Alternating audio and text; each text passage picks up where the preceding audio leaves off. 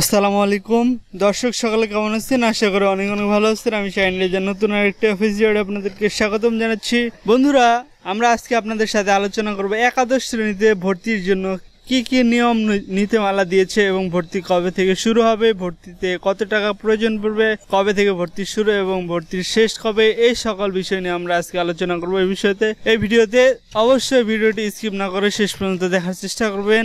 আপনাদের মনে অনেকেরই প্রশ্ন থাকে যে আমরা মানবিক বিভাগ থেকে পড়ালেখা করেছি, আমরা কোন কোন বিভাগে ভর্তি হতে পারবো, অথবা আমাদের কোন কোন গ্রুপ, কোন কোন সাবজেক্ট আসবে, কতগুলো কলেজ চয়েস দিতে পারবো, এই সব কিছু এই ভিডিওতে আমরা উত্তর দেওয়ার চেষ্টা করবো। অবশ্যই ভিডিওটি স্কিপ না করে শেষ পর্যন্ত দেখার চেষ্টা করবেন। আমরা সর্বপ্রথম বুঝিয়ে দিব যে আমরা কোন গ্রুপ থেকে পাস করলে কোন গ্রুপে ভর্তি হতে পারবো। দেখতে পাচ্ছেন, ভর্তির আবেদনে একজন প্রার্থী নিম্নরূপ গ্রুপ নির্বাচন করতে পারবে।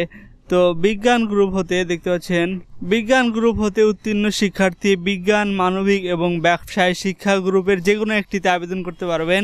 তারপরে মানবিক গ্রুপ হতে উত্তীর্ণ শিক্ষার্থী মানবিক ও ব্যবসায় শিক্ষা গ্রুপ যে কোনো একটিতে আবেদন করতে পারবেন, এবং ব্যবসায় শিক্ষা গ্রুপ হতে উত্তীর্ণ শিক্ষার্থী ব্যবসায় শিক্ষা ও মানবিক গ্রুপের যে কোনো একটিতে আবেদন করতে পারবেন। তারপরে দেখতে পাচ্ছেন, যে কোনো গ্রুপ যেমন বিজ্ঞান, মানবিক, ব্যবসায় শিক্ষা থেকে উত্তীর্ণ শিক্ষার্থী ইসলামী শিক্ষা, গার্হস্থ্য বিজ্ঞান, সঙ্গীত গ্রুপের যে কোনো একটিতে আবেদন করতে পারবেন।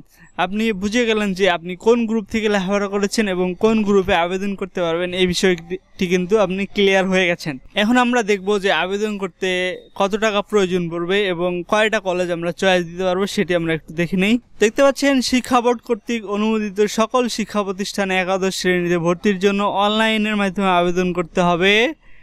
অনলাইনে আবেদনের জন্য নিম্ন ওয়েবসাইট দেখতে পাচ্ছেন, এই ওয়েবসাইটের মাধ্যমে আবেদন করতে হবে। তো আমরা আবেদনের সিস্টেমটি দেখানোর চেষ্টা করব। শিক্ষার্থীরা শুধুমাত্র অনলাইনে আবেদন করতে পারবে। অনলাইনে আবেদনের ক্ষেত্রে 150 টাকা আবেদন ফি হিসাবে জমা দিতে হবে এবং সর্বনিম্ন 5টি এবং সর্বোচ্চ 10টি কলেজের সমমানের প্রতিষ্ঠানের জন্য পছন্দক্রমের ভিত্তিতে আবেদন করতে পারবে। অর্থাৎ আপনার যেই কলেজটি সর্বপ্রথম পছন্দ সেই কলেজটি আপনি সর্বপ্রথম দিতে পারবেন।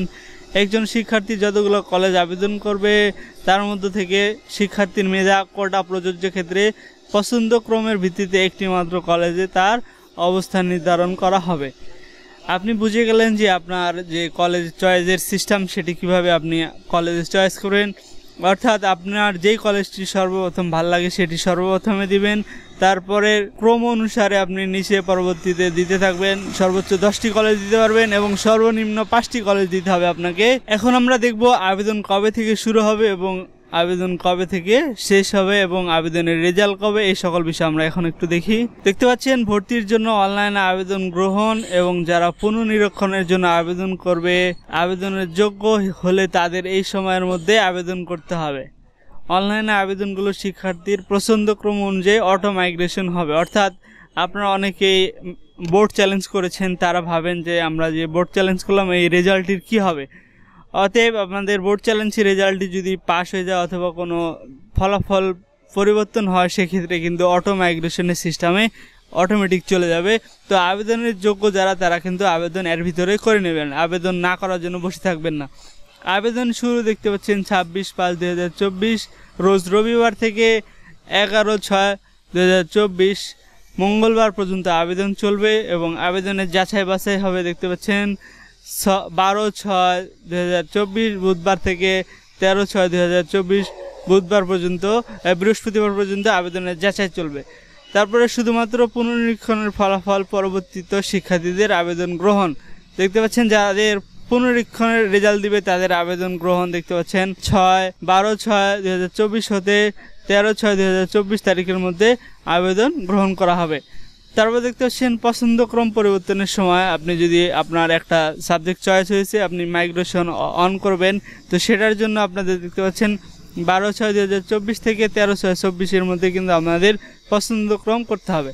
তো প্রথম পর্যায়ে নির্বাচিত প্রার্থীদের রেজাল্ট দেওয়া হবে দেখতে পাচ্ছেন 23/6/24 রবিবার রাত 8টায় আপনাদের প্রথম পর্যায়ের রেজাল্ট ফলাফল প্রকাশ করা হবে। আপনি যদি নিশ্চিত না করেন তাহলে কিন্তু ভর্তি বাতিল হয়ে যাবে, 29 তারিখের মধ্যে আপনাদের ভর্তি বাতিল হয়ে যাবে।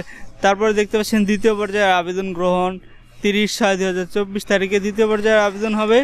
তারপরে 2/7/2024 পর্যন্ত আবেদন গ্রহণ হবে। এভাবে কিন্তু আরও অনেক নোটিশ দেওয়া আছে। তো ভর্তি শুরু হবে দেখতে পাচ্ছেন 15/7/2024 তারিখে এবং ভর্তি শেষ হয়ে যাবে 25/7/2024 তারিখে। এর ভিতরে কিন্তু আমাদের ভর্তি কার্যক্রম শেষ করতে হবে। তো এই ছিল আমাদের আজকের একাদশ শ্রেণীতে ভর্তির নীতিমালা এবং নিয়ম অনুসারে আমি সংক্ষিপ্ততে বোঝানোর চেষ্টা করলাম, কারণ যে অনেক বড় নীতিমালা, সবটুকু বুঝাইতে গেলে অনেক সময়ের ব্যাপার। আজকে এই পর্যন্ত, দেখা যাবে নতুন কোনো ভিডিওতে। সে পর্যন্ত আল্লাহ তাআলার কাছে সুস্থতা কামনা করে বিদায় নিচ্ছি। আসসালামু আলাইকুম ওয়া রাহমাতুল্লাহি ওয়া বারাকাতুহু।